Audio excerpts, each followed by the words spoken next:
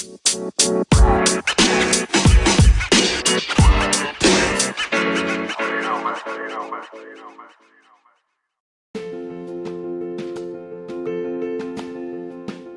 I'm going to just go ahead and invite Jay Shifman up to share his story. So let's give it up for Jay.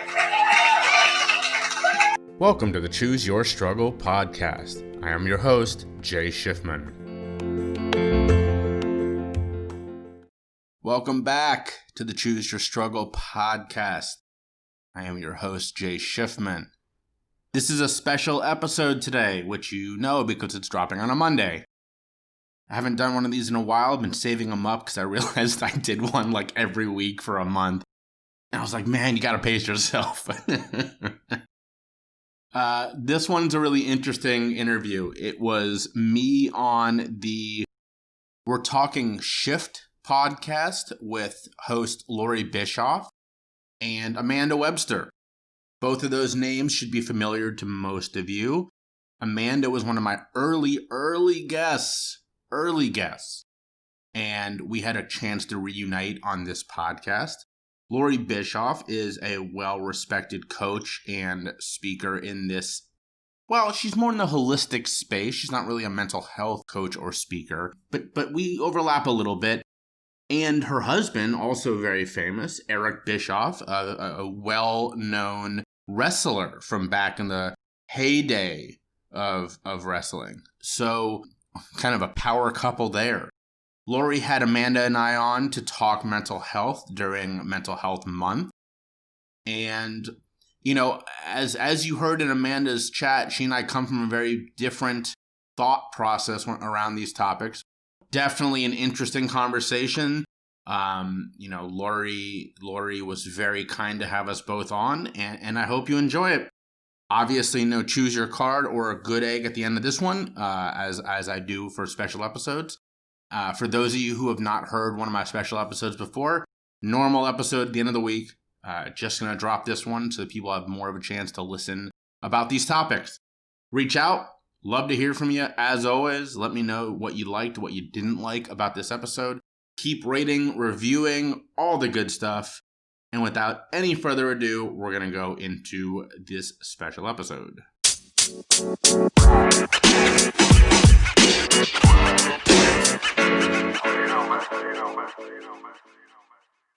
Are you talking shift? We are. It's time for the We're Talking Shift podcast. Now. Here to talk shift, Loree Bischoff. We're Talking Shift. Hey, everybody. Thank you for tuning back into another episode of We're Talking Shift, the podcast where we talk a lot of shift. And that's because when we feel stuck, if it's time to level up, rise to a challenge, make a health shift, a relation shift, any kind of meaningful, effective change in our life, the first thing that we have to shift is our thinking. That, my friends, is the antidote to feeling stuck. Now, before I tell you about today's guests, I have a favor to ask. If you are loving all the great info being shared with you on this podcast and you find value in it, I would love it if you would take a minute to rate it and write a little review for me. Those reviews help others decide to press play to hear all this good shift for themselves. And of course, it helps me out too. And to show my gratitude in return, I will send you a copy of my ebook, The Foodprint Plan, your blueprint for creating a healthy eating lifestyle. Just take a screenshot of the review that you post on iTunes, send it to me through direct message on Instagram, Twitter, Facebook, wherever, and I will be delighted to gift you the $20 ebook as a thank you when you leave the review. Now, on to today's show. In recognition of Mental Health Awareness Week, I thought it would be a good idea to explore some aspects of this issue with two people who have had their own serious mental health struggles. They both have stories that many people will be able to relate to either personally or through knowing of somebody in similar circumstances.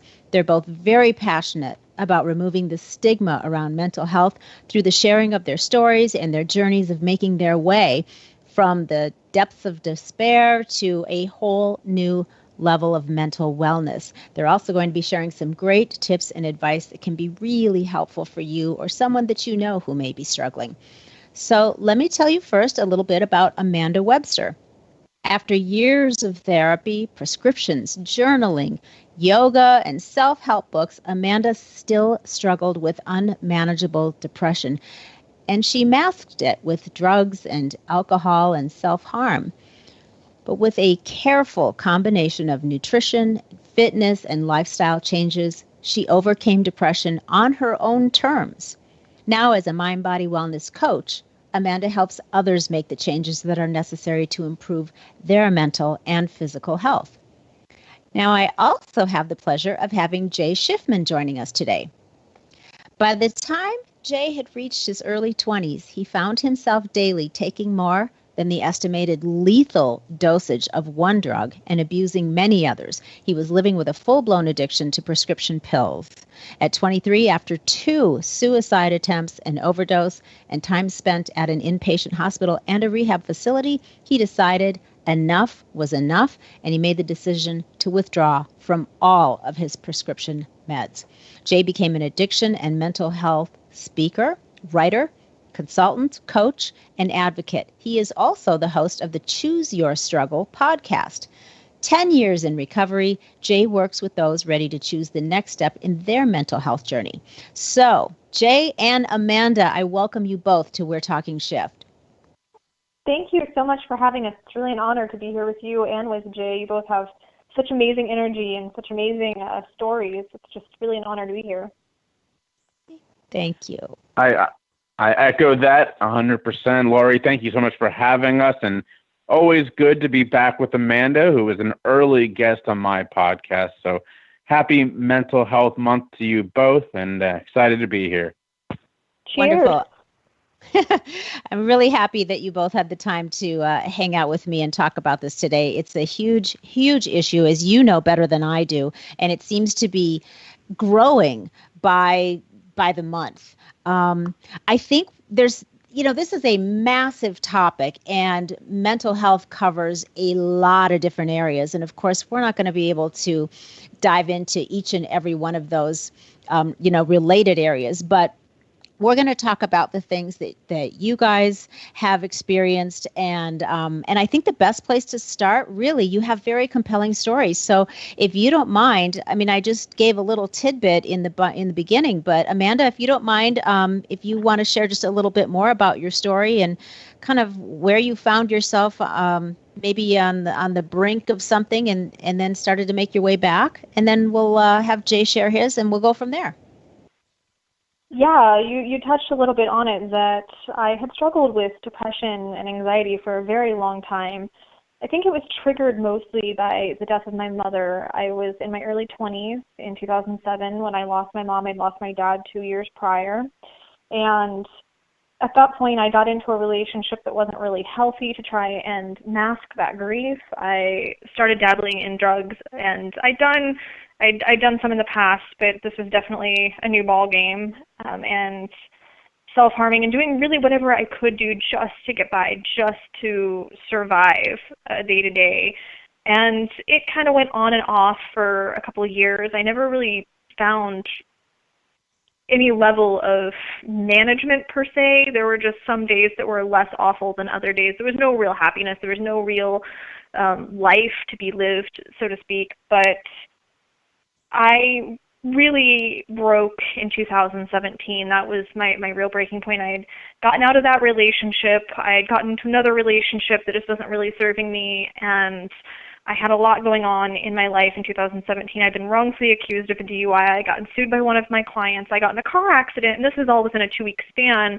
And I had been listening to a lot of Linkin Park at the time, because that's kind of how I coped with my depression through the years, since my teen years, or at least tried to cope. I think that's probably my only healthy coping mechanism. And after all of these events happened, and I'm trying to listen to this, trying to find some kind of solace, the lead singer took his life. And that just spiraled me out of control. It was just my catalyst to, I think in some ways, face the things that I hadn't faced. I hadn't faced losing my parents. I hadn't faced being sexually assaulted when I was 16.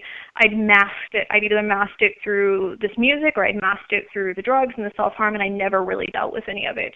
And a few months later, I found myself on a ledge in a Canadian hotel room, and even though I did get clean prior to that, and I did stop self-harming, I had gotten to a point where I didn't know what to do. Like, at this point, now I don't even have the drugs. Now I don't even have any vices.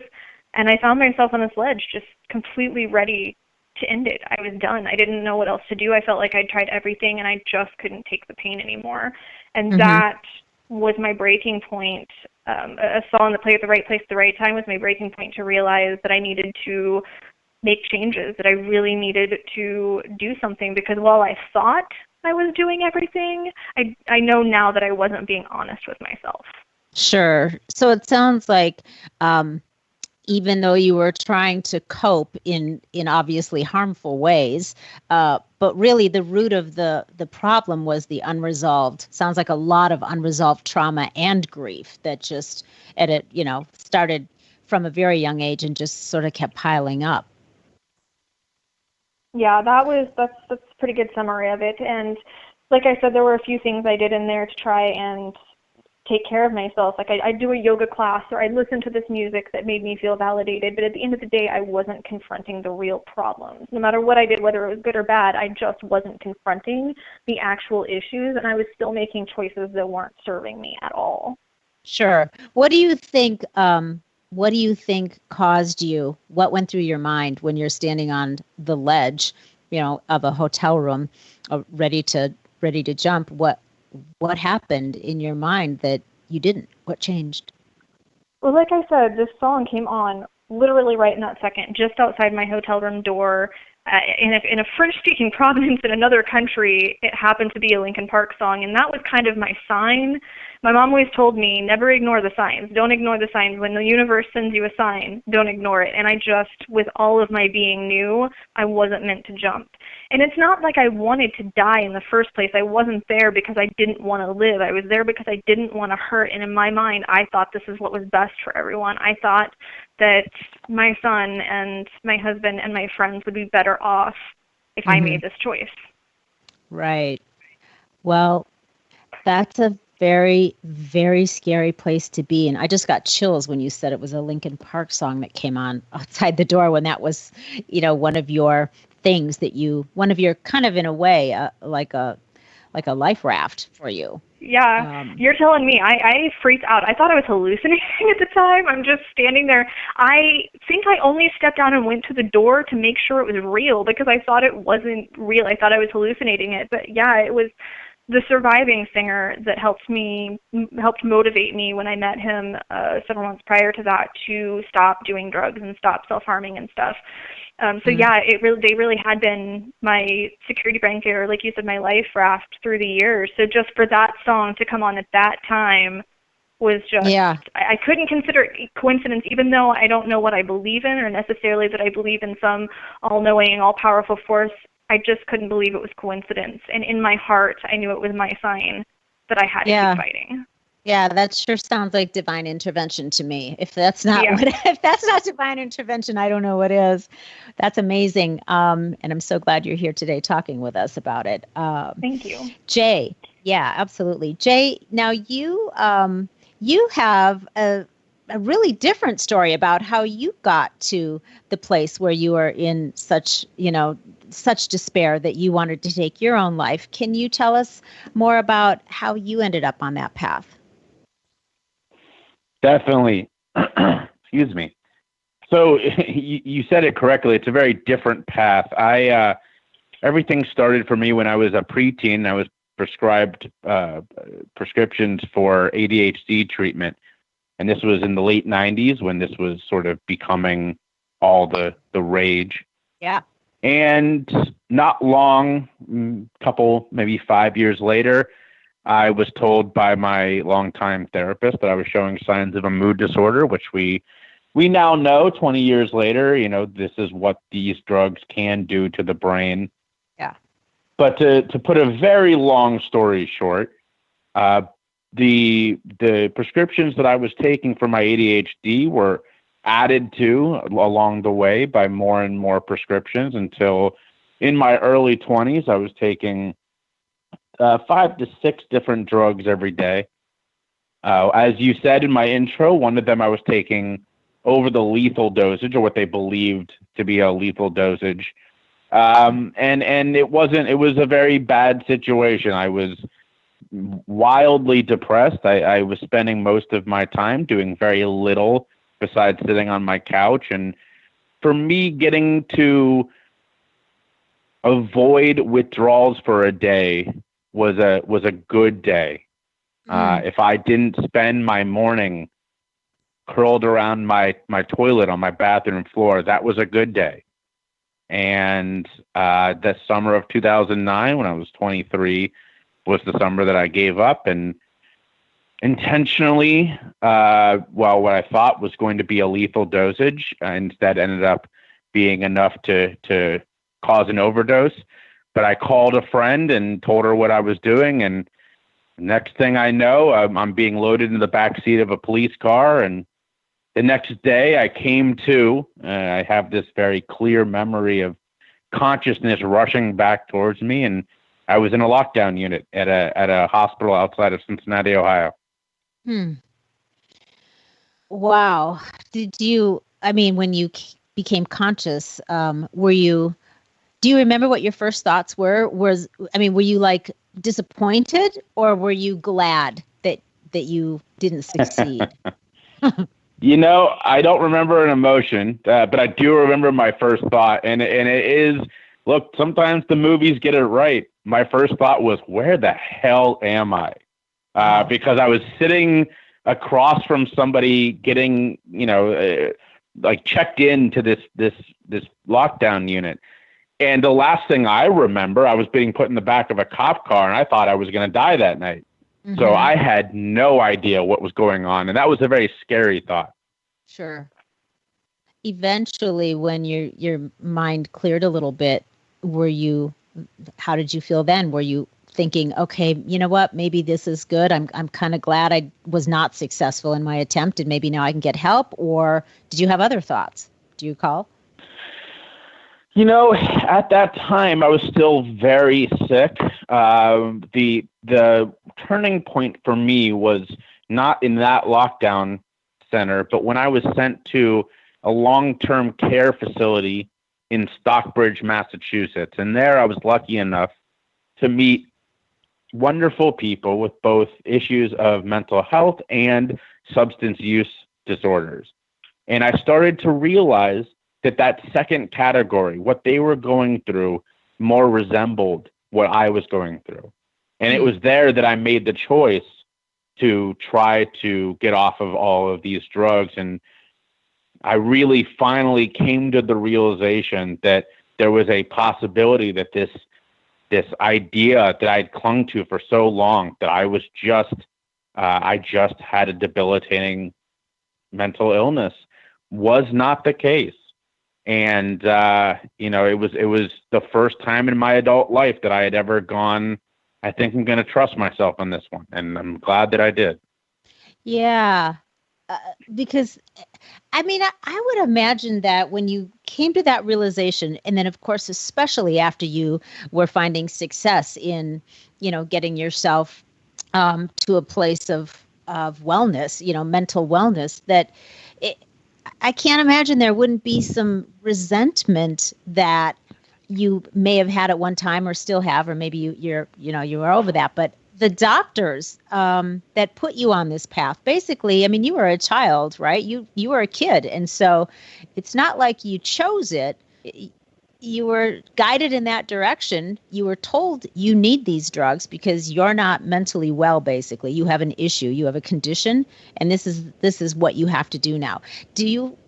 What are your thoughts about that now? And what were they when you first, decided to take matters into your own hand and get off of all of this stuff? I'd be furious. Well, Laura, I'm really glad that you asked that. I want to say that I truly believe that there are many people for whom these drugs are lifesavers. And we are living through a time where a lot of research and development is ongoing. And it's going to be a time that eventually they look back on as sort of a great awakening in the field of mental health. We're not doing enough, but we're at least moving in the right direction. Now, when I first got into recovery, I was angry. I was scared, and I did not trust a therapist for almost 5 years. I didn't even go see one. I refused. And I eventually came to terms with what had happened.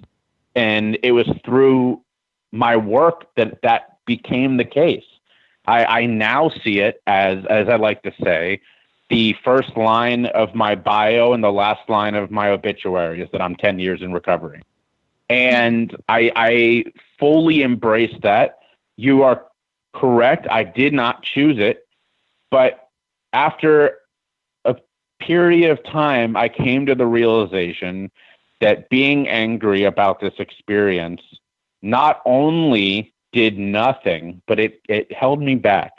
Sure. And to embrace what happened to me would unlock the ability to then use it as a positive.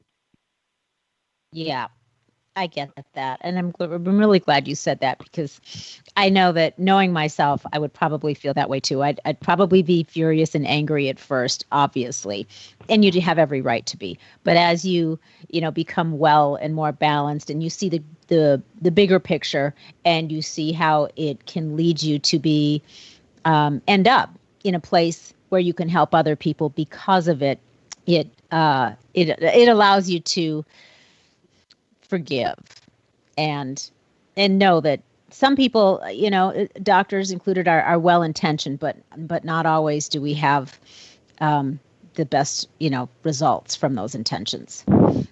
So it's interesting, though. What I find so interesting is that you guys, Jay and Amanda, have different causes for your struggles, and then different things happen, different paths, but you ended up basically in the same place, meaning you wanted to take your own lives. And then you also were two people that ended up deciding, even after you tried a lot of things with help and assistance, but you ended up really taking things into your own hands and doing it your way. And I applaud you for that. And I just find it really interesting, given that your histories were so different. So there's more than one way to get around this. And I think that it's good for people to know that there's a lot you can do on your own with the choices that you make and the commitments you make to yourself. Even if you don't have the benefit or the help that other people may have.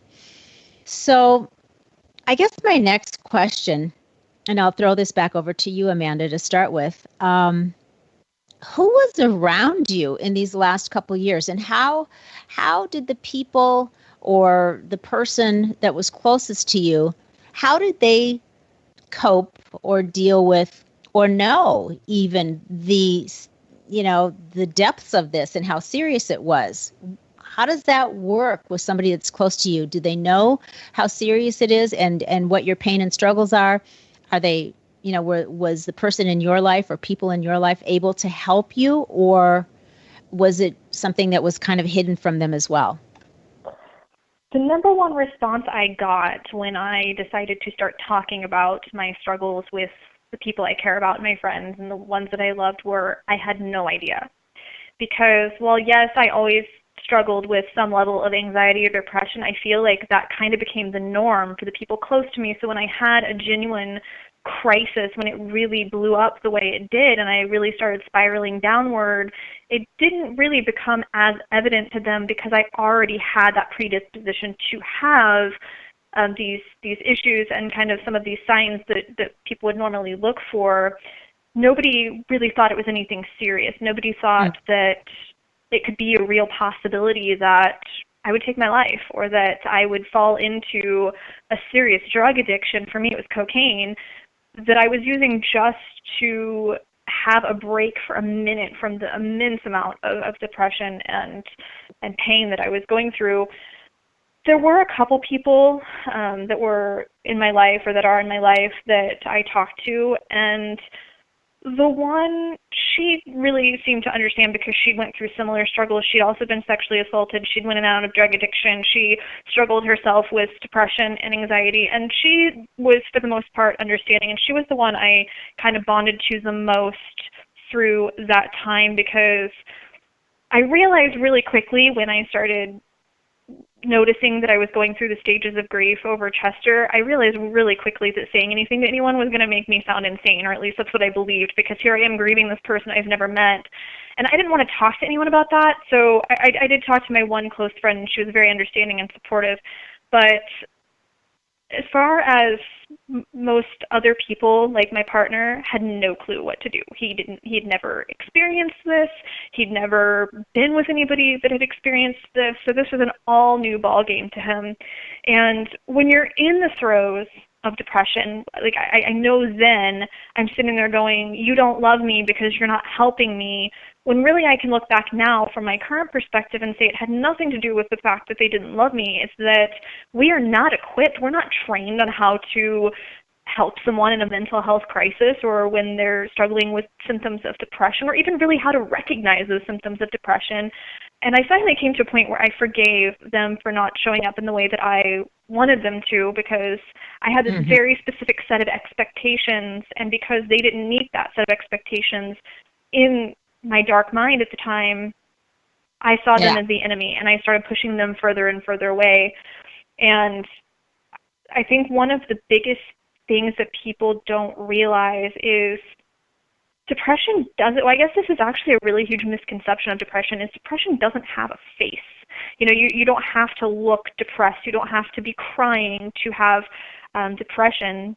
And so, like, for everybody else, it wasn't really recognizable. And for him, like, he just thought, oh, well, she's doing okay. He didn't know about the drugs, really. And in his eyes, okay, well, it's not that bad. She's just being moody. But I'd get very angry and push him away. I'd get very upset and lash out because I didn't know what else to do. I was in so much pain. I didn't know what else to do because, again, here in my mind is this person that I'm trying to talk to, I'm trying to open up to, and I'm feeling rejected.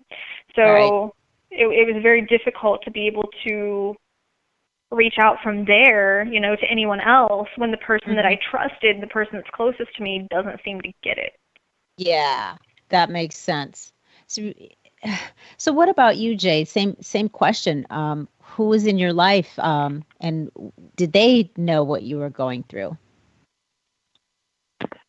Well, that's a really wonderful question. And unfortunately, one of the things that people who struggle with addiction are just proficient at is burning bridges. And my experience was absolutely no different.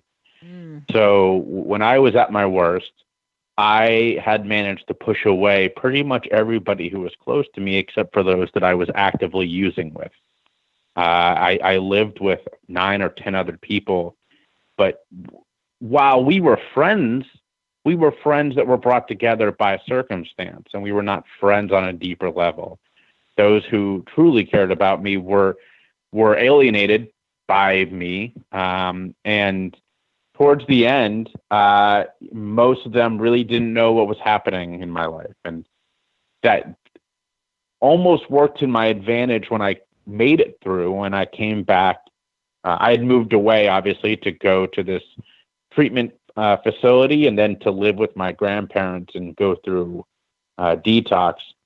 But when I came back and entered recovery, most of the people in my life had no idea where I'd gone. They just knew that I'd left.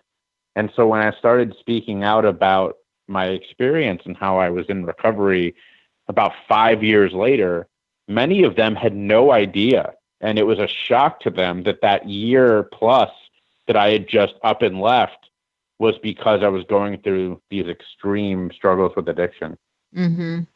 Interesting. I think that Jay touched on a really important point there about the burning the bridges, because when you feel that, well, at least for me, and I've seen this with a lot of my clients and a lot of other people I know struggling with this, because you feel that shame and you also start writing that narrative that nobody else knows how to deal with it, you start pushing everyone away because you feel like either they're going to judge you or they're going to hate you. That was my experience. That makes sense. That is. And go ahead, Jay. Well, let's just say there's a lot of truth to that. Unfortunately, the stigma of addiction and mental health are very real. and that causes people to not reach out. And that's something that those of us who work in the industry are working very hard to break down, or as we say, end the stigma, because if we can simply do that and make these more common conversations and let people know that they are not alone, that we have been where they've been, we can start to make real change. Yeah. And I imagine that the burning bridges also can work the other way around too. If you are suffering from different forms of mental illness or suffering, with mental health challenges, if you're somebody that's got some behavioral disorders, for example, or anxiety, or whatever. There's a whole host of things that are all under the umbrella of mental health and mental illnesses. But I'm sure that there are some cases where the people around the person that's struggling can no longer, because they don't know how to help, because they don't know how to cope and help that person and deal with it, they end up bailing on the relationship and burning the bridge, basically, because they just don't know what to do with you.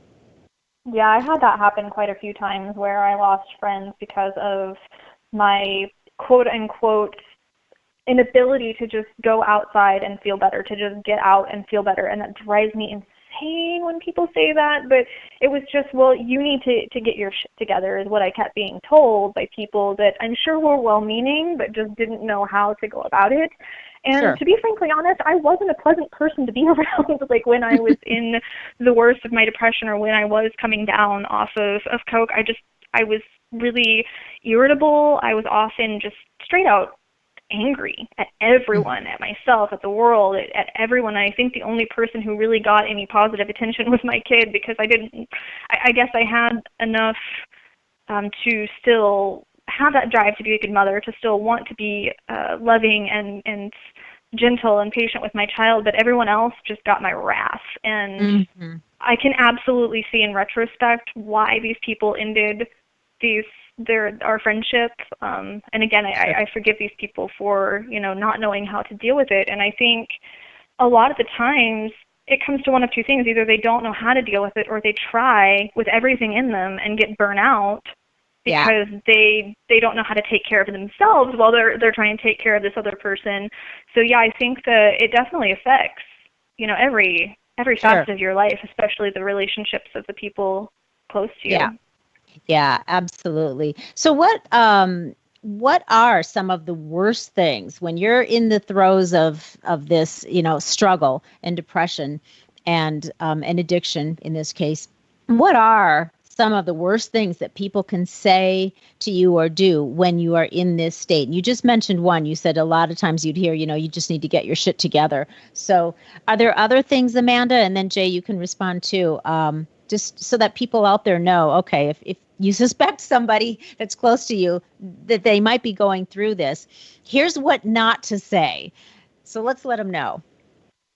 Oh my gosh, there's so many, but really the biggest ones are any form of trying to shame them. Like if you're trying to make them feel bad, well, you just need to quit. That drug is bad for you, or the drinking is bad for you, or self-harming is bad for you. We know that. We know it's bad.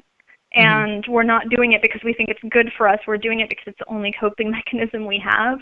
So I think any version of telling someone how bad what they're doing is, instead you can say, I'm really worried, I really care about you, and I really want to help you, and I'm here, when you want to talk about it.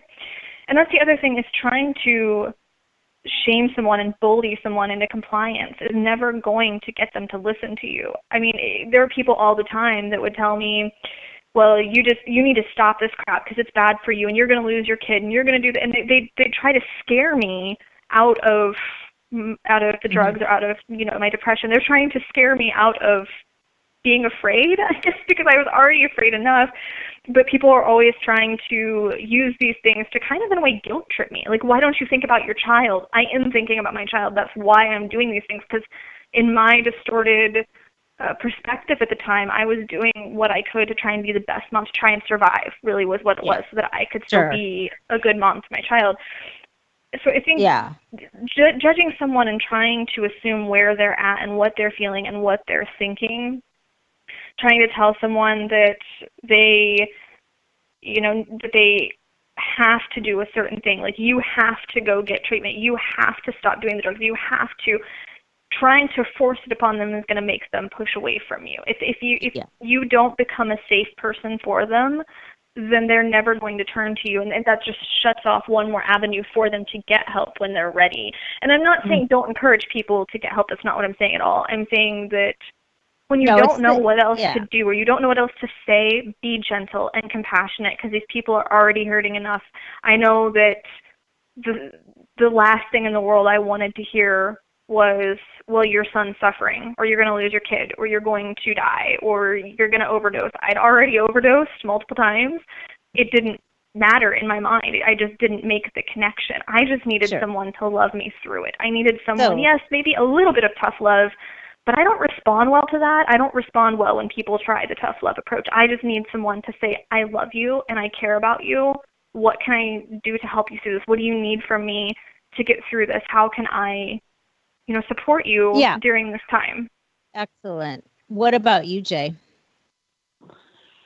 Well, Amanda said something I think that's incredibly important, and that is that it needs to come from a place of empathy and not in any way anger or exasperation. And I think she touched on a lot of important ones. The only one that I want to add is this isn't my experience. This is a client I was working with not long ago, and she was just beside herself at her son who continued to use. And she said, it's almost like he just doesn't care about what I want anymore. And I said to her, I'm so sorry to be the one to tell you this, but he doesn't. This isn't about you. This is about him. And she had been spending so much time trying to help her son understand, this is what I want for you. This is what I want for you. That she had never stopped to actually listen to him about what he was going through. Now, I can't tell you that had an impact on her. I've never been the mom in that relationship. I've only been the son. But I can tell you that if you go into that conversation with your son or daughter or whoever that's struggling, and you tell them, this is how I feel about this. I know we see that on TV and in movies, and, let me tell you how it's affecting me. The person who's struggling, they may care, they may feel horrible about it, but not enough to overcome what they're going through. So you need to listen to them. That makes sense. Absolutely. Because it probably has almost the opposite effect that the intended, person that's they're saying this because they're hoping it's going to help. They're hoping it's going to turn them. But instead, the opposite effect would be they just probably feel worse or guilty or anything that's, not what they're looking for. That's right. Yeah, nothing positive ever comes from trying to bully someone into compliance or trying to push your own narrative on them. I feel like in those cases, the parent obviously, or child or whatever, is afraid for the person that they love, and that's completely understandable that they're, afraid of where this is going to go. But if you're not going to be the person that they can turn to, they might not have anywhere else to go. So it's really important of how you approach it to make sure that you're a safe person for them. Yeah, that's really important. I'm so glad that you guys have said that a couple of times here, being that safe person where they feel like they're not going to be shamed, they're not going to be judged, they're not going to have to worry about your feelings because they can't hardly even manage their own. So exactly. Yeah, got it. So how, if you have some tips, how can we help those that are close to us and that see us frequently or live in the same home? How do you help them recognize when to show up and say, what are they looking for? How do they know when it's time for them to say, I sense that there's some serious things going on with you, and how can I help? What should they be looking for? Are there red flags, or is it just so subtle? Like you said, you guys both earlier, it's easy to mask it and not let anybody around you know what's really going on. So are there any clues that people could look for? I became kind of the queen of masking things, but even so, there are very subtle things, that will start coming out, because no matter how many masks you put on, they're going to start to crack after a while. And everybody's different. I'm not saying that there's one solid way to know, but I've kind of noticed with myself and with others that I've helped through this experience, but there's kind of two types of personalities. There's the people that will recluse, they'll get quiet, they're not as involved in conversation, they don't really seem to have much interest in anything, not let alone their own hobbies and stuff, but they don't really seem as invested in conversation, they don't really want to interact with you as much. There's those people, and then there's the people like me that just start to get really uncharacteristically angry and defensive about everything. They might get defensive about you going and looking for something in their room. I know I would get very, very defensive if my partner was looking for something completely unrelated and I knew he was close to my stash. I'd get very irritable and defensive, or I'd get very defensive when my behavior was challenged, when it was, well, you're just being grouchy lately. That would make me worse. But just, if you notice their personality drastically changing, or you notice that they're not really wanting to partake in activities that they used to want to partake in frequently, or you just see that they're not themselves, really. Yeah. The best way to approach it is to just say, hey, I noticed that you're not really yourself lately, and I'm kind of worried. I want to know if there's anything I can do for you. Saying, well, you're being really crabby lately, and it's really starting to get on my nerves. It's not going to help them open up to you. But my number one thing is to always look for the personality changes, look for changes in their normal patterns of their normal behavior. That's usually the first red flag, and it will start to get more and more noticeable over time, especially if it's ignored. And I think that's why we were so good at hiding it. I became good at hiding it just because I got good at avoiding people. I would make excuses to not go do things. And there's something to be said, for allowing someone space if they just don't want to do something on a certain day and they have to cancel last minute. But when you're repeatedly doing that, that's probably a red flag that something's going on. That makes sense. Jay, do you have anything that you can add to that? I think Amanda said it perfectly. I honestly have nothing to add to that. Yeah, that was actually really good. What about, and Jay, I'll start with you on this one. Do you have any myth busters? Let's call it that. Myths and misconceptions about just just mental health, mental illnesses, these challenges, the things that we're talking about in it, whether or not it's related to addiction or some other form of struggle. Is there anything that comes up that's so obviously to you now that you guys have been through this long journey and are in the place that you're at now? What do you think would be some common misconceptions that you might want to let people be aware of? Well, I think that first and foremost, we have to keep saying this because it's so incredibly important. There should be no stigma around issues of addiction and mental health. A quick story. Not long ago, I was talking to my grandmother, and not the one that I lived with and went through withdrawals in, but my other grandmother who was very loving and very supportive. And she told me that she's so proud of me for sharing my story, and I thanked her. Obviously, it was very sweet of her. But I said, let me ask you something. Unfortunately, her daughter, my aunt, is going through cancer treatment at the moment. And I said, would you say the same thing to Margie, my aunt? And she said, no, I would tell her that I'm proud of her for going through what she's going through. And I said, why is it different? And she said, what do you mean? I said, of course, my aunt Margie is so incredibly brave for fighting cancer, but nobody would say she's brave for telling her story about going through cancer. But yet people tell me I'm brave for talking about going through my struggles with addiction and mental health. There's a problem with that. The two things should be treated no differently. That not saying that, my aunt isn't brave or that I, making it through the other side isn't an incredible story.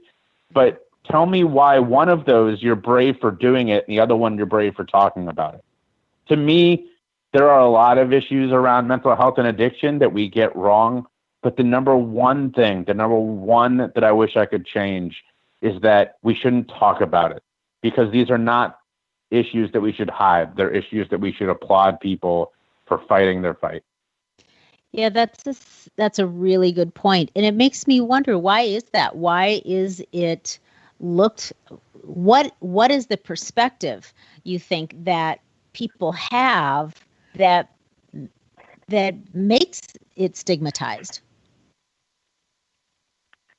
Well, the issues are similar but different when it comes to addiction and mental health. Addiction is seen as a choice, which is just it's ignorant is the word for that. Yeah. It is something that, you know, I mean, my story illustrates that. Was it a choice for me to trust this therapist? 100%. I was a child, and I didn't have all the information to make that choice, but I did it. I made that choice. So in that sense, sure, it's a choice. But by the time I was to the point of physical dependence, that choice was not mine. That choice was being made for me by somebody else. And so if you can look at my story and say, oh, well, that's a moral failing, he screwed up there, I would like to have that conversation with you. I would like to hear you out, because I struggle with how that could be possibly your opinion. With mental health, in my opinion, it's because people are scared of it. There is by the grace of God go I complex of mental health. We can't see it. We can't understand it. And so we just recoil. Yeah. That is a terrible but very accurate way to look at it, I think. I think you're right on there. It is. You recoil because there's a fear. You don't like you said, you don't understand it. You don't know what to do with it. You'd rather just avoid it and hope that it never becomes part of your life in any way, shape, or form. Because you have an idea. You have I think most people have a very specific idea of what that is. Not in the sense of, you know, what's it called and what are the symptoms, but just that the specific idea that it's something that is uncontrollable and makes you somehow less than. I guess that's the way that I feel like I understand people's perception of it. What about I think you hit that nail on the head. I think that there is there is a less than quality, and I think that's a great way to describe it. But when you get to know people who are struggling with severe issues of mental health, with severe substance use disorders, they are, we are no different than anybody else, other than we're sick. And if we recoiled from every single person that was sick, well, actually, I think you're seeing, not on a much different scale, what happens with that right now in an international case. Absolutely. Yeah. Do you have something you'd like to add to that, Amanda?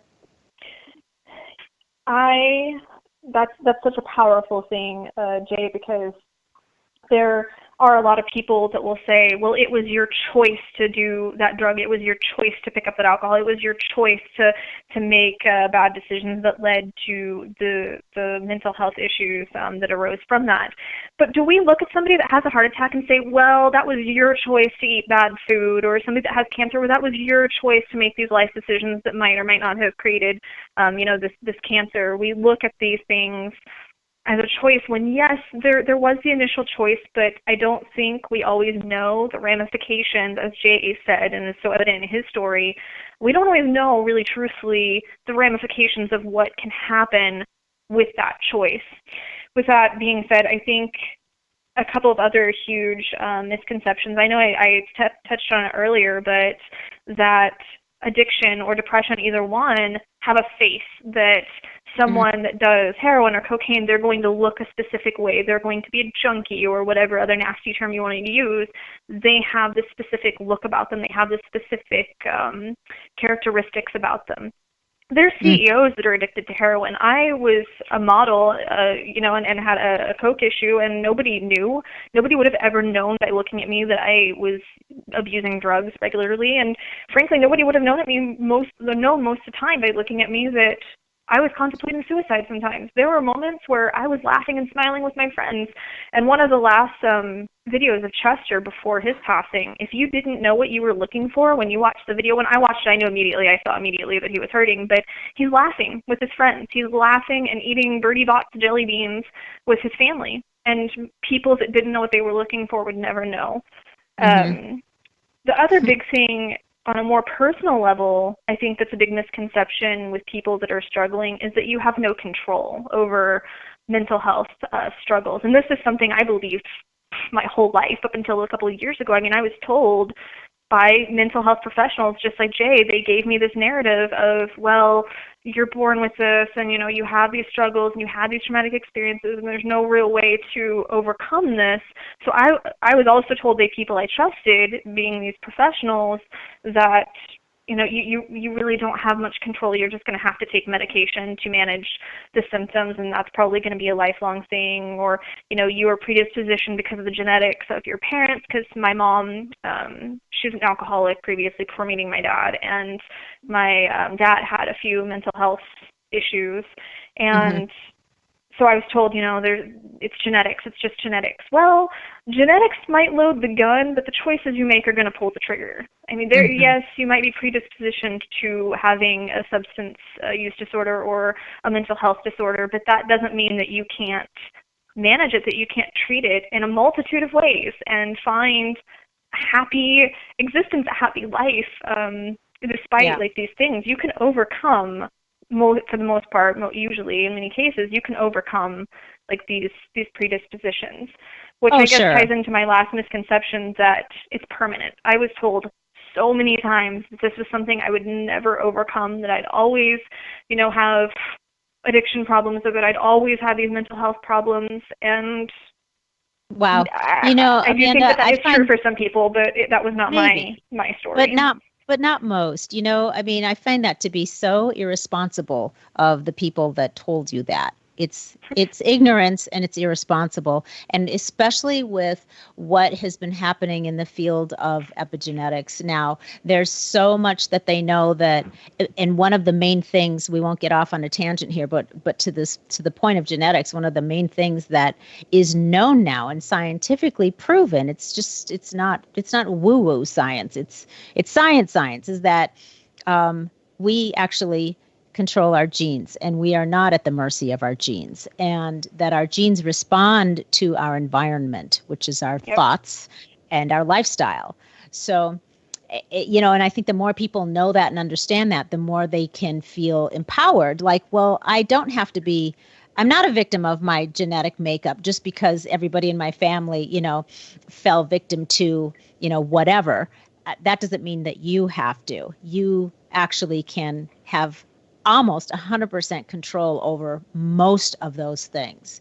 And don't take my word for it. There are plenty of wonderful scientists and doctors out there now that have all kinds of amazing information about that. But anyway, so that was a really, really good point to bring up. Are you familiar with that too, Jay? Is that something that you've had to deal with?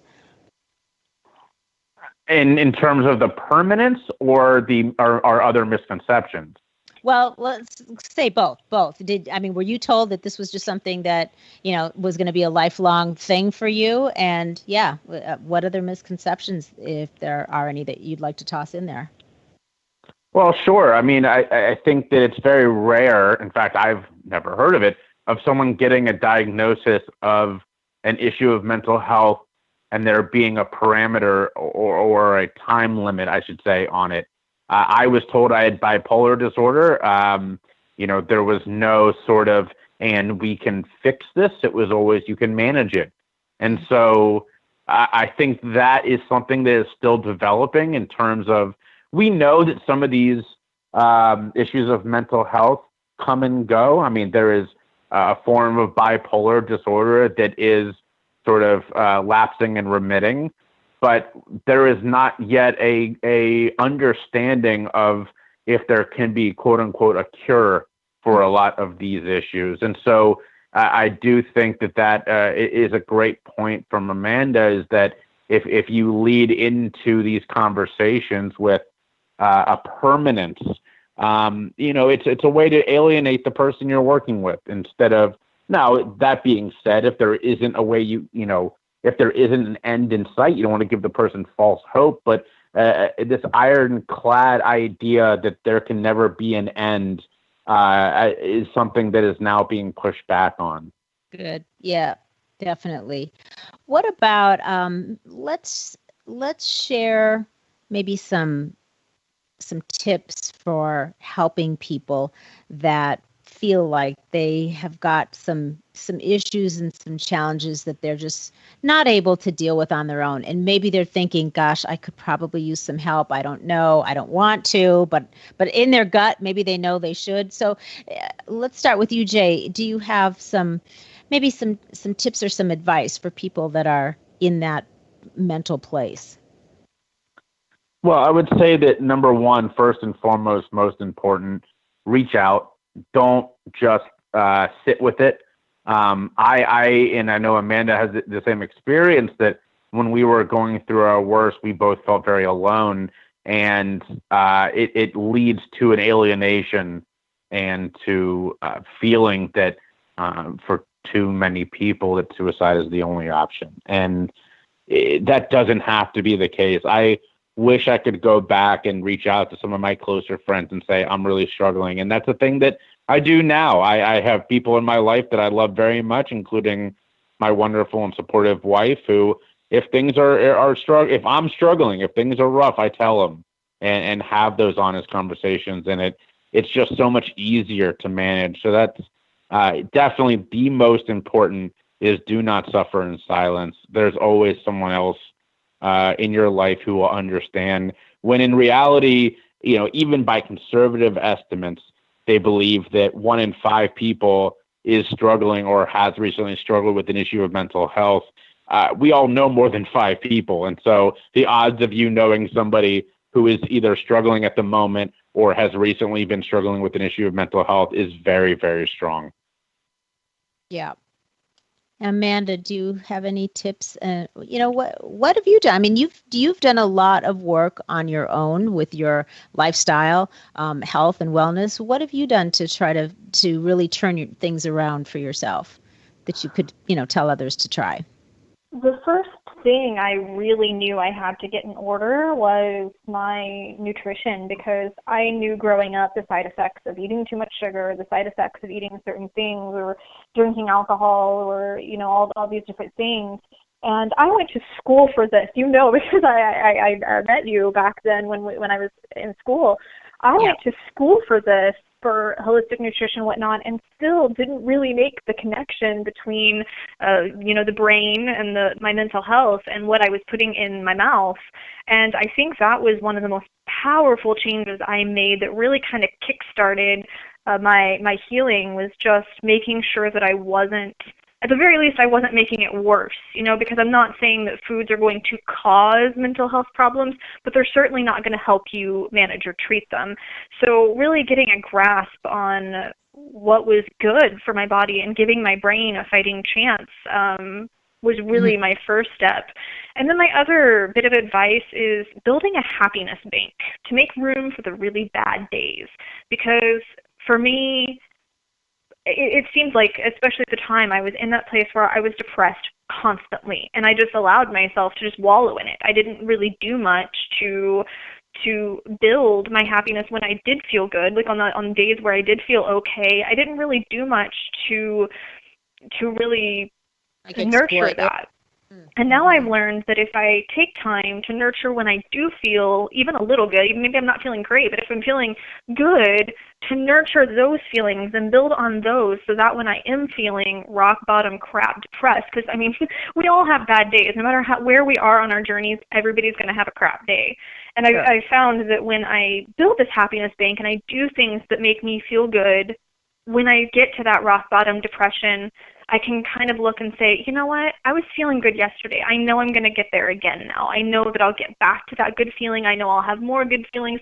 It becomes less of an all-encompassing, holy crap, my life is awful, everything's terrible and I'm dying sort of feeling. It feels less like the sky is falling, because I can look back and see where I was and where I can get back to, if that makes sense. Okay. Yeah, that's really interesting. So build a happiness bank. And so it's basically like you're filling up a safety deposit box, so to speak, with all of this good stuff that you can go back and tap into when you're feeling a little low or depleted.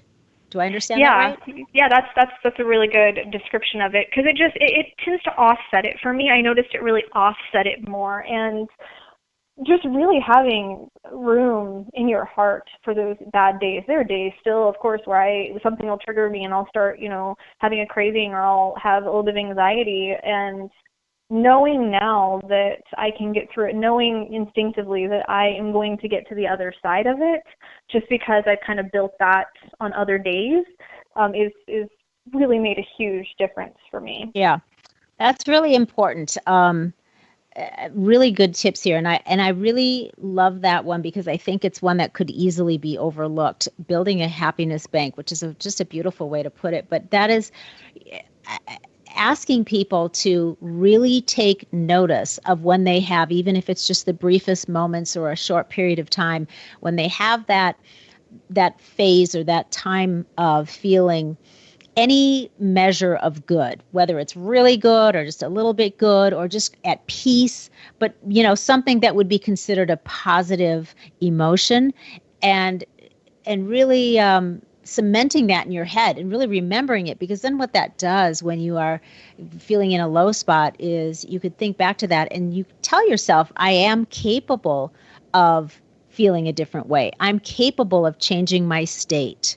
And that's really important, because I think a lot of people are victims of their emotions, and they're victims of other people's emotions, and they let that change their own state, and we don't have to. And with practice, and this is a way of practicing that, it's just another tool in your toolbox to help you try to keep yourself from getting too low, or just to remind yourself that, maybe I'm low now, but it's going to pass. I have the ability and the capability of changing my state to something that feels better for me. So I love that you said that. That's really good. You mentioned a minute ago to triggers. Let's just touch on that for a second. That's a big thing, especially the last few. Gosh, I mean, I never heard the word trigger so much outside of being at the shooting range than I have in the last 10 years. So I know we don't want to dwell on this too much, but because it is such a big thing, and because we have a society, it seems, of people that are so easily triggered by everybody else's opinions and behaviors now, how does that connect or relate to when you are being really challenged or suffering from some mental health issues? Jay, do you want to take a crack at that first? Sure. Well, Laura, I think you make a great point about people being triggered, to use that word as a verb. Uh-huh. But there's also, conversely, on the other side, is we are seeing sort of a loss of empathy on a wider scale, to the point where, while it is true that there are more people being triggered, there are also more people intentionally trying to trigger people. Yeah. And it can be very difficult if you are predisposed to something like anxiety or depression to exist in a world where so many people on social media exist, it seems, only to try to challenge you. There's no conversation. What they're looking for is not education. They're looking for a chance to, and in reality, it's not even a fight that they want. It's to hurt someone else. And so I think those two things go hand in hand. And there's an old saying that says, hurt people. And, this rise of what we call the troll is a very new, or sort of, a new iteration of something that has been around for a long time, and that's people who get their pleasure through bullying, through expelling the hate and the hurt that they have in a way that is, instead of healthy and dealing with that pain, is only meant to spread it and to make other people feel it as awful as they do. Yeah, no, that is a hugely good point. There's two sides to that. So you're really right to point that out. I love that. And the same on the same topic, there are people, even if they're not necessarily out to hurt people, but there are still people that are out that are just addicted to drama, and this is a way of stirring the pot. And there are people that just love drama, and they don't know what to do with themselves when there's not drama going on. So, so pushing people's buttons, pulling triggers is definitely something that falls into the category of that kind of mindset too, I think. Yeah, it does. It works both ways. And I think we talked a lot about that from the standpoint of people that are pulling the triggers. Amanda, do you have a take on that? And maybe from both standpoints, or from people that are maybe a little too trigger sensitive? Absolutely. There are some people that will find any reason whatsoever to get offended. And at the end of the day, you know what happens when you get offended? Absolutely nothing. It's one of my favorite YouTube videos of all time. Nothing really happens when you get offended. But at the same time, for people like us who really struggle with certain imagery, I get really distressed by certain imagery or certain scenes in movies. I don't expect those movies to not have those scenes. I just kind of would like, in the beginning, where it's this film might contain images of drugs, violence, sexual assault, etc. That way, these people aren't required to censor themselves to pander to my struggles, but at the same time, my needs are being met so that I know what I'm getting into, because I don't want to go into a movie that I think is going to be a romance comedy and it turns out to be some torture film. I feel like I have the right to know what I'm being subjected to. With that being said, as far as people and their whole trolling drama online, I think the most important lesson I learned as an adult, this is literally one of my hugest lessons as an adult, is you will never find anything of value in a comment section. Nowhere. Never on social media, never on YouTube. You're never going to find the enlightenment you're looking for or the peace and happiness you're looking for in a comment section. You're going to find a bunch of trolls that want to argue you on every single point you have or believe in. And I guess it's come to a point. There was a time I used to volunteer as a Planned Parenthood escort, so I'd walk women from their cars inside. And I loved getting under the skin of the protesters there, just because I was so insecure with myself at the time that I wanted to defend my beliefs. I wanted every opportunity to defend my beliefs and my stances. And I feel that to an extent, people that are like that are just very insecure. They don't know. They haven't taken time to learn, as Jay was saying, their opponents' feelings or emotions or needs or any of that. They're just out there spewing venom and spewing hatred because they've attached to some crusade, some holy crusade, and I believe most of them I know that I wanted to make a difference. I wanted to do something positive, but I also kind of got drug into that need for drama. At the time I was young and I was in this environment where there was a lot of drama and a lot of back and forth bullets being thrown, and a part of me kind of enjoyed it at the time. But now, having grown up, I just realized that you can't really learn and grow from interacting with people that aren't really wanting to interact with you at all. They're not wanting to learn anything, as Jay said. They're not wanting to be enlightened or to have a different viewpoint. They're wanting to fight. They're wanting to argue. They're wanting to drill down their own viewpoints.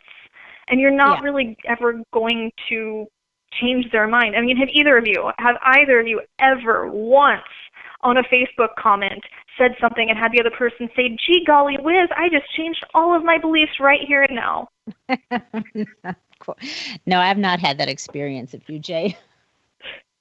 I mean, I've had some very positive social media interactions, but it's all about how you use it. And I think that the best point Amanda made there was you're not going to find anything positive in the comment section. That's pretty much Internet 101 at this point. Right. I think a big, a point that I want to maybe leave that particular subject with is that even bullying, perpetual bullying, somebody that's sort of a professional bullier or addicted to forms of bullying, that's its own form of mental illness. It is. There's something else. There's something else going on there that is causing that person to have the need to feel that they need to do that. So on that note, before we start to wind down, I noticed in the beginning that you each use a different word when describing sort of the state you're in now. Jay says you like to say that I'm in recovery, which is different from being sober. And I heard, Amanda, you refer to yourself as being clean. So I think it would be interesting to just share with the listeners your definitions of those and why that works for you. Jay, do you want to start? Sure. So this is one that I think is, I'll say this. The act of leaving or moving beyond currently struggling with addiction is a very personal thing. And my sort of resting point is the person who is in recovery or is in that position can call themselves whatever they would like. I personally use the word in recovery because I feel it is the most all-encompassing. And when I say that, I am very cognizant to point out that I am not sober. Sober is a word with a lot of connotation these days, depending on which group you subscribe to. When I first entered recovery, I was completely stone cold sober for about 3 years, and that is beyond even by AA's definition. And that meant I didn't drink coffee. I obviously never smoked cigarettes. Both those things are allowed in AA, even when you are quote unquote sober. So for me, when I say in recovery, it is a signal that I am no longer actively struggling. I don't use the word clean as Amanda and I have talked about before because there is a dirty connotation to the word clean. It is, basically implying that the person in active use is dirty. Obviously, that is the opposite of clean. Now, that being said, Amanda is in recovery. She can call herself whatever she wants. And I understand she and I have had a great discussion about this. I understand where she's coming from. I believe that is her choice being in recovery. But if for people outside of the community, it's not a word you should use. It's not okay to say, well, my friend is in recovery or clean, and he says, that's fine. Your friend can say whatever he wants. If you haven't gone through this struggle, just be respectful. And I think that goes back to our earlier point. If you know that, if you don't know that, hey, that's okay. Let's talk about it. If you know that and you're doing it anyway, there's something deeper going on there, and I don't think it's exactly the most respectful thing in the world. Mm-hmm. Okay. How about you, Amanda? I really like what Jay said about really respecting what other people want. I tend to really subscribe to that across all levels. If somebody's name is William and they want to be called Bill, I'm going to call them Bill. Even if their name is William and I know them as William, I'm going to call them what they want to be called and have, the respect for them. Or we have the conversation now with pronouns. If somebody identifies as a woman, but I see them as a man, I'm going to call them by the pronoun that they choose. And I have that same belief as far as the recovery movement goes. I have the same belief. If somebody does not want to be called clean, I absolutely respect that. For me, I don't like to say in recovery because that implies that I still have this affliction. And while that can be argued on a medical level, whether or not I still have the affliction, just by, law of attraction standards, I don't want to label myself as being in recovery because I don't want to label myself as still having this problem, because I feel like in my mind that gives me excuses to say, well, I still have this problem, so if I just relapse a little, or if I go back to this, I feel like it almost gives me an excuse to go back to that, to those actions and to that behavior, and I don't want that. I like to say that I'm clean because I want to say that that is part of my past. And with that being said, the word clean specifically to me, yes, the opposite is dirty, and that can have some negative connotations, and I don't want to say that about other people per se, but when I say it about myself, I don't want to look back on that time when I was in active addiction, when I was using, and think of myself as a clean or a good person. I wasn't a good person, and I might be in the minority here in believing this in the movement, but I did feel dirty, and I don't want to look back on myself and see myself in that time as pretty and, I don't really know the right word to use for it, but I don't want to look back and see myself in a good light. So when I use that word to define myself now, it's not to shame myself per se, but just so I don't get stuck in that narrative of, well, I was still a good person, because I really wasn't. I did not like who I was, and I never want to be that person again. Got it. Yeah. And I remember, I remember part, I think, of the things that had really been so, I almost want to say alluring to me, was there was a lot of media when I was growing up that kind of glamorized cocaine, especially shows like Nip Tuck. I remember that was really big when I was a teenager, and those who used cocaine, it was very glamorous. It was a very glamorous thing to do. It was something that the high society types or the models did, So to undo that thought and that image in my mind, I kind of really do have to define that part of my life as being dirty, as being an ugly thing, so that I don't fall back into that same trap. I understand. It's almost like you could say you're wiping the slate clean. Yeah. Yeah. Interesting. Well, it's just very interesting, and I think the main point there is that each person has to find a definition that feels right and feels true for them. But and like Jay said, just being respectful when someone else, if someone else tells you, hey, I'd really like it if you'd call me this, just being respectful and mindful of that is super important. That's the bottom line. Yeah, very, very much so. So let's give people maybe just a few more bits of maybe some advice before we let them go. Jay, mental hygiene. Do you want to give us, because that would be something that we want to maybe help people to understand, that might help them if they are kind of struggling or feel like they're on the brink of maybe doing something or going down a path they know they shouldn't. Let's talk a little bit about what that is, define it, and how do we maintain good mental hygiene? Well, there's a lot that you can do every day to practice good mental health, and it does take practice. This is something that we're not taught. I was forced to learn this going through the worst period of my life, and I'm lucky now that I get to impart some of that wisdom on other people. So there are a lot of tips and tricks that I coach to my clients, but the sort of big three that I recommend to every single person: start your day with positive affirmations. It just puts you in the right direction, and when the hits do come throughout the day, you're already headed in the opposite direction, so it keeps you from barreling farther down. Number two, check in with yourself every day. For me, that means practicing mindfulness in whatever way that I choose to do so that day.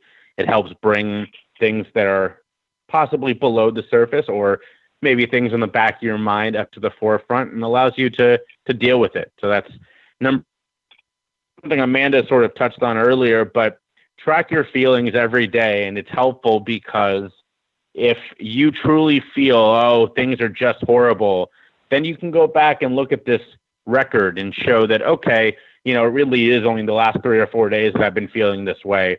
And it's also a chance for mindfulness as well. If I end the day and I think back on my day, and it's not just a how am I feeling now, it's a how was my day. It's a chance to get in touch with yourself once again and end the day on a positive note. So definitely those three. And for other tips and tricks, reach out to me and we'll chat. Perfect. I love that. Those are really, really good tips. And checking in with yourself throughout the day is really, really smart, because it's easy for things to get away with us. I think tracking your feelings is good for the reasons you said, so you can see, oh, maybe it's not as bad as I thought. Maybe it's been a couple of days, or vice versa. Wow, this has been going on for a couple weeks. Maybe it's time to really take stock of what's going on here and a deeper look. So I think those are brilliant. Starting your day with positive affirmations, or any kind of positive, whether it's affirmations or prayer or meditating, whichever, or any of those, all of them. Sometimes I do them all. So it's a great way to start your day. It's very foundational, and it is a practice. And I think the more that people do those things, even if they feel a little awkward at first, but pretty soon you'll find if you keep it up, you will start to feel the difference. You will start to notice, and you'll start to feel weird when you don't do it. You'll miss it. It really does have an impact. Amanda, do you want to add anything to those to the mental hygiene tips that Jay just gave us? I love it because I do gratitude first thing in the morning and last thing before I go to bed. It's just become part of my life. I've been practicing it for over a year now, and it's so powerful to really set the tone for the day. So I love that. Thank you, Jay, for telling everyone about that. My big one is, I said it before, but just make sure that you're giving your body a fighting chance. Make sure that you're getting a balance of nutrients, that you're really eating healthy foods, because that does affect the brain. That is going to affect the brain, and there are nutrient deficiencies that can affect mental health. There's a free download over on my website that gives the top 10 where you can find them all, because it's so important to make sure that we're balancing those nutrients and that we're getting what our body needs. It's so easy to just, grab whatever's quick, especially when we're anxious or depressed, grabbing whatever's the nearest food and just shoveling it in our mouth to try to, get through. But utilizing that as part of your treatment and what you're eating, what you're drinking, make sure that you're getting enough sleep. That's huge for me. If I don't get sleep, I will feel myself starting to slide back into patterns of anxiety or just feeling really generally down. So I know it seems simple, but really just making sure that you're balancing your nutrition, that you're staying active. And that doesn't have to mean, people are always saying you need to work out, you need to do this, you need to do that. There's no specific workout you have to do, but just get off your butt. Even if it means doing some flights on the stairs. I mean, since COVID started and I haven't been able to go to the gym, I started running up and down the stairs, or I'll go for a bike ride or go rollerblading. Just do something, no matter what it is that's passionate for you. Get those chemicals going. You want to have those endorphins, because Elwood was right. Exercise releases endorphins. Endorphins make you happy, and happy people just don't go killing their husbands. Exactly. So the important connection there is that does affect your mental health. And if you're staying active, you're giving your body those feel-good chemicals and hormones, that can make a really, really immense difference in how you're handling your stress and your any mental health things that might come up. I agree. I love this because we've got the first points are a little bit more about the mental aspect, what you can do as far as mindset goes, and then just the habit of tracking feelings. And then the next points that you gave, Amanda, are things that are more physical, the nutrition, the sleep, staying active. And they all... That is such a magic formula with all of those things put together. You really give yourself the best opportunity to thrive mentally and physically and emotionally when you do all of those things, and you can start to make them part of your daily practice. And pretty soon it's just part of your lifestyle. It's not anything you have to think about. So I love those tips, and I think they're wonderful. Before I let you guys go, I know, just for the listeners, we were obviously focused a lot more on the addiction aspect of mental health. But, there are so many other categories that we were not able to touch on today. There's anxiety disorders and behavioral disorders and developmental disorders. There's eating disorders. There's mood disorders, personality disorders. There's sleep disorders. I mean, the list goes on. So I just want everybody to know that, this was kind of our focus today, because this has been the experience of Jay and Amanda, but there is a lot more information on, online. Obviously, everyone knows if they want to find more info, you don't have to look far. What are some parting thoughts, if you have any that you didn't get to talk about yet, that you would like to share before we let people know where they can find you? Jay, do you want to start? Is there anything else you want to share? Well, first off, I want to say most importantly, thank you so much for this opportunity, Loree. It's been wonderful, and getting to know both of you has been a treat for me, and I really, really appreciate it. Amanda, it seems like we keep crossing paths, so hopefully when this is all over, maybe we'll find each other at a conference sometime where we can actually meet in person.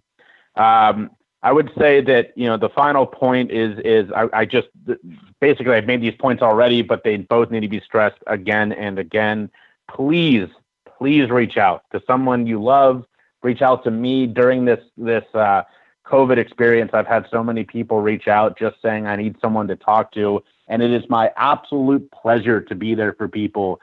We are going through something unprecedented. People are feeling emotions they've never felt before. You are not alone. You do not need to sit with these feelings and suffer. Please reach out. That's number one. And two, talk about these issues.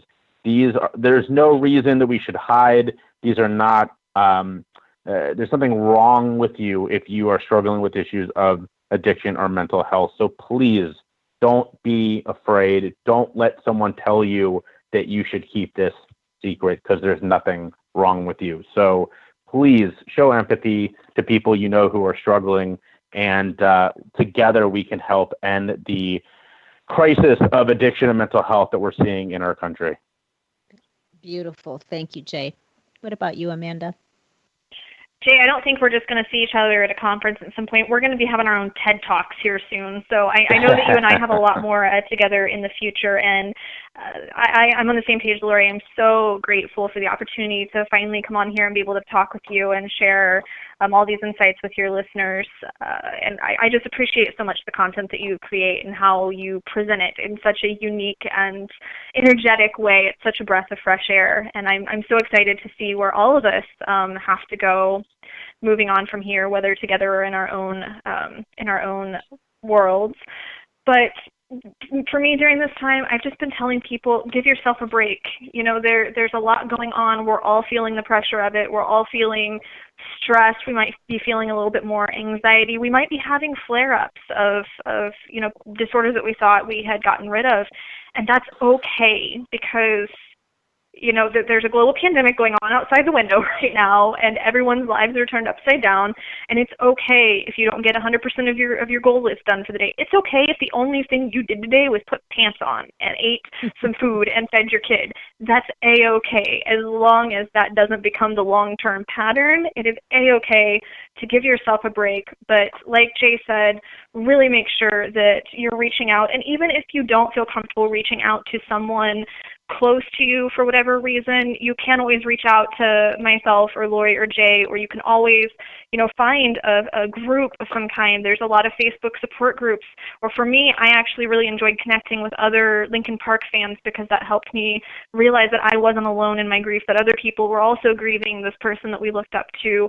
Just finding some group of people, be it through a church or through, a Facebook group for your favorite band, or a Facebook group or a meetup for people that struggle with anxiety and stuff. There's so many options nowadays that even with this social distancing, it's not really distancing. We're physically distancing. We're not socially distancing. I'm sitting here having a conversation with you guys right now. There's always ways to connect. And as for people that know someone that might be struggling, just don't take things personally. Make sure to communicate your boundaries, but if somebody's feeling kind of grouchy, especially right now, if somebody seems more emotional or if they seem a little bit more grouchy or something, just make sure that you're empathetic like we talked about, and that you're loving and kind toward them. If you don't know what else to do, I always say just be kind. Even if you don't have the solution, being kind is better than saying something completely off color and wrong. So just really take time to, as Jay said, check in with yourself right now and be honest and give yourself a break, and reach out if you need to. But we are. I know it's the cliche right now to say that we're all really in this together, but that's how it's been all along. We've always been in this together. That's not some new fun thing just because COVID came along. We've always been in this together. There's 7 billion people on the planet. We have no choice but to get through it together. Yeah, well, good point. Well said. Yes, I love leaving on the note of don't be insensitive, be kind. That's beautiful. So thank you both for the very generous compliments, and thank you both for spending actually quite a bit of time today. I really, really appreciate it. So quickly, I'm going to put your websites in the show notes so that people can find you there. But also, if you each want to just say real quickly where the best places for people to find you, find out more about you and how to connect with you. Jay, do you want to start? Definitely. So number one, check out my website, www.jshifman.com. That's JAYSHIFMAN.com. You can find me at The Next Shifman on Instagram, Jay Shifman on Facebook and LinkedIn, at JB Shifman on Twitter. And my podcast is the Choose Your Struggle podcast. I'm always looking for awesome people in the world of mental health and addiction to talk to for future episodes. To reach out and, you just may find yourself on the podcast. Beautiful. Thank you. How about you, Amanda? Yep, I am over at www.amandawebsterhealth.com. I'm also on Instagram at AmandaWebsterHealth. I have a brand new sprouting YouTube channel, youtube.com/AmandaWebsterHealth. And if you sign up for my newsletter on my website, you also get an invitation to my private Facebook group, The Pack. I've always felt very close to wolves, so all the people close to me are my cubs. That's always kind of been my thing. So now I can expand my pack to other people, and I just post a lot of workout videos, positivity and stuff there, reflections for people during this time to help them get through not only this situation, but really boost their happiness beyond that and continue growing and continue evolving past the times of COVID. So I'm really looking forward to connecting to a whole new group of people during this time. Wonderful. Thank you for all of that. I will, like I said, make sure that websites and such are in the show notes. And once again, Jay and Amanda, you have been amazing. And I applaud you for the work you've done and for how you are being of service to others now. Thank you for being so transparent and sharing your amazing stories. We will be in touch soon. And have a wonderful day. We all find ourselves in places from time to time where we are challenged beyond measure, and our coping skills are just not able to manage the overwhelming emotions and confusions that can take hold. There is no shame in reaching out for help if you find yourself going down a path that you know in your heart and your gut, and we always know, is harming you, or leading you further into despair or even to addiction and away from health and wellness. So there's a lot of help out there. If this is you or somebody that you care about, I encourage you to reach out to Jay or Amanda or myself. Their websites will be in the show notes, as I stated. And of course, you can find a lot of very good resources and information on the mentalhealth.org website. That was good. Really deep stuff. So please remember to share this episode with all of those that you care about so that they can find out how to make some healthy shifts happen in their lives too. Until next week, stay feisty, my friends, stay healthy, and go make some epic shift happen in your life. That goes for you too, Gary Vee. The preceding podcast was a TJ DeSantis production. Comments, questions, and inquiries can be directed to DeSantisProd@gmail.com.